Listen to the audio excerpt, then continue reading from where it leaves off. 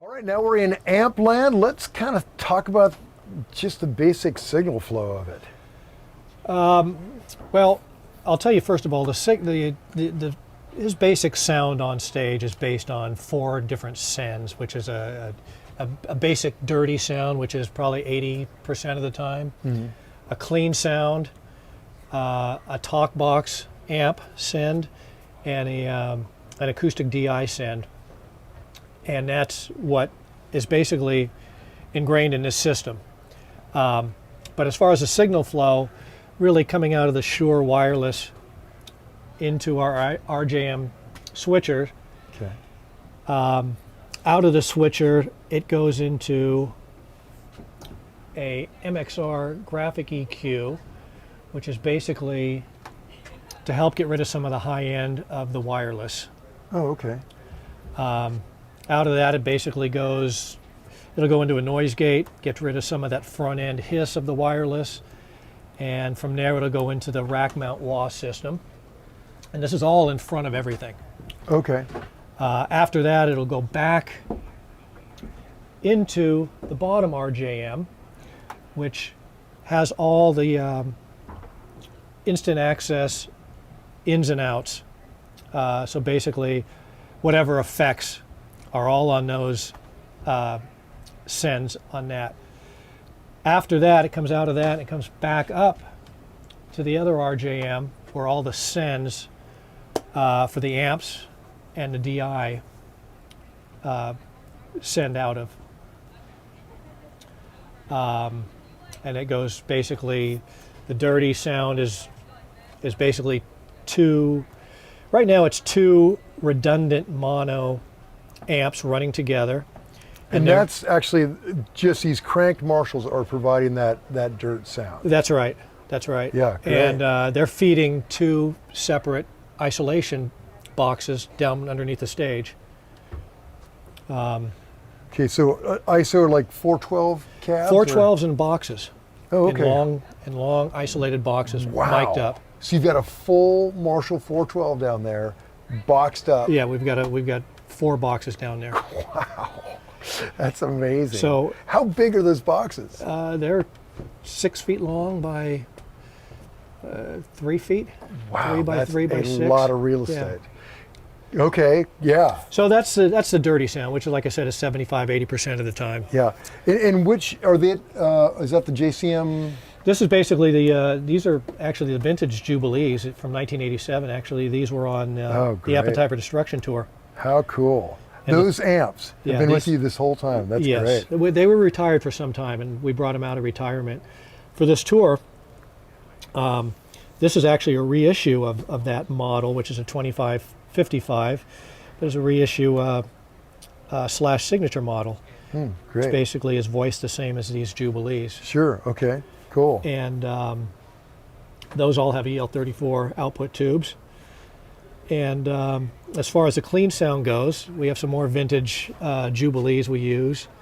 And those have been modified with KT88 output tubes and an AT7 preamp tube in the phase inverter, which basically pads it a little bit. Okay. And that seems to work well. We've been using those for clean for some time as well. Wow. Yeah. So on any given gig, how many Marshalls are you actually running? Between the talk box, the clean, the dirty. There's 6 going all the time. Wow. That's, yeah. I'm switching between clean, dirty, talk box. And you're doing all those switches here. I do it all here. That's one of the benefits of being together for so long. We have a chemistry, and he's, as I mentioned, he's such a passionate player that he plays different every night. Yeah. So one time we might go from a solo, slide into a clean part, or on the downbeat. It's just, you never know with him. Right. And so I'm listening and I'm watching on the monitor to see what he's doing. So it's always an adventure. Wow, that's amazing. Now, on the stage, there are no cabs, but how is he getting that feedback? Because during sound check, he's using it kind of whenever how are you doing that? Yeah, well, it's a process we kind of employed way back in the day in the recording studio, he hates playing with headphones. So basically, he will re-record everything that he's done in a live room. He'll re-record it in a control room. Oh, okay. So he can use the playback speakers. Now, we have an issue with that on getting feedback. Sure. Because they're full range, short throw speakers that don't actually project the true frequencies and tone of a guitar cabinet feedback. Right. So we kind of came up with this idea where we wide out to a combo amp that we actually have in the control room, mounted about pickup height in front of the console, and on a volume pedal. And when he wants feedback, we would kick that volume pedal in. It would engage the combo amp and send feedback back into his pickup, back to the mic cabinet. Wow, what a great way to do it. And that worked pretty well. There's a slight bit of latency in that process, but it worked out well. So we're basically employing that same technique here. We have one hidden 4x12 here that's being powered by a separate power amp and being controlled on a volume pedal as well. Oh, that's amazing. Okay. So when he wants feedback, and I know when that is, he'll turn around or he'll find a sweet spot, and I'll engage that, and that's the only time that cabinet will be live. But it does the same thing. It's really loud, and it sends the feedback right back into his pickup, into the mic cabinet in the ISO boxes. Wow. So, and that's kind of the way we got around it. This being the first time he's ever played live with in-ear monitors. And and not the cabs right behind and no him. cabinets. So that was one of the issues we had to try to figure out. And seems to be pretty happy with it. So it's working out fairly well. Yeah, what an ingenious plan. It's just one of those things. It works for us. So it sounds like pretty much the signal it sounds like just Les Paul and Marshall for the most part, but there's every now and then some effects. Yeah. And you're triggering them back here? Yeah, they're all being controlled by this Voodoo Labs Ground Control Pro. Oh, great. But that was the whole idea of the system. That was always Slash's sound. It was a Les Paul and Marshall, and that's basically what you hear most of the time. Yeah. However, there are certain points in the set, in the show, that he wants a little something extra. Like a lot of times there's delay in his solos. So we've got a few different delays going. Oh yeah. So what? They're in the rack there. Yeah. So in this effects rack here, like we've got a couple Boss delays here.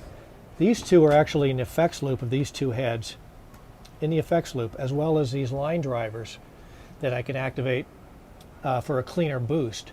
Okay. So those two are actually in the effects loop, and the only things that are in the effects loop. The rest of it, small amount of things we do have, are all in separate loops that are in front of everything. Okay. We have a line driver, boost overdrive from MXR that we use a lot of solos on. Just a regular MXR chorus on some of the clean stuff. Another digital delay.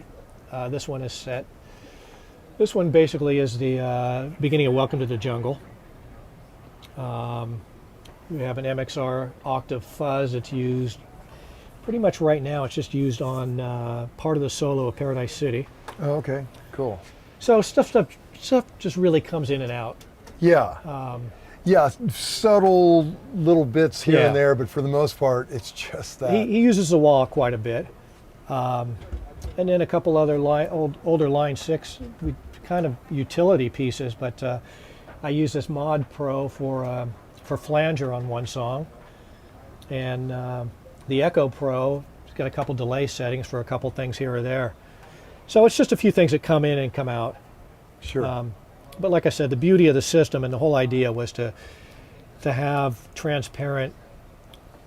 his sound transparent, yet give us the versatility we need with the different sounds, the clean, the dirty, the talk box, and the acoustic, which has to be switched in and out when he does the song Civil War with his double neck. Yeah.